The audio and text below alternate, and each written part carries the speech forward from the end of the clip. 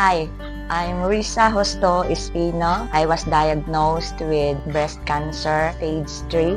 Bago po ako pumasok dito sa Tree of Life, talagang gabi yung pain na nararamdaman ko. I was praying sa Lord na sabi ko, Lord, what's next? Then, binigyan niya ako ng word sa Revelation 22.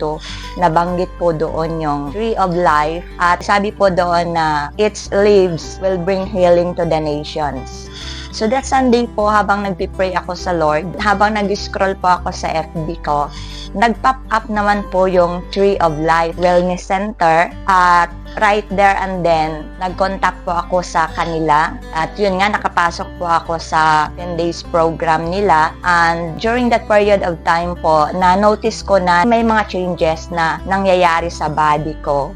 Pinaka-unang problem ko din talaga is yung tulog ko because may insomnia po ako. Pinaka-mababa kong tulog, 1 a.m. hanggang 3 a.m. Nung dito na po ako, gumanda yung tulog ko. Kaya for me, malaking milagro na po yun sa akin. At yung bukol ko po sa breast na talagang matigas nung pumasok ako, unti-unti po siyang lumalambot. Yung pain halos nawala na siya. Then, gumanda yung appetite ko, gumanda yung tulog ko, at nagdagdag po ako ng timbang. Kaya, inire-recommend ko po yung Tree of Life. Very accommodating po sila. Mula po sa naglilinis ng room, kitchen staff, sa mga nurses at therapists, sa mga staff sa office hanggang kay Ma'am Myrna at kay Doc na tumitingin din po sa amin. Very accommodating po sila. Mag-isa lang po akong na-confine dito pero since day 1, hindi ko po naramdaman na pasyente ako. Yung naramdaman ko po is kapamilya ako.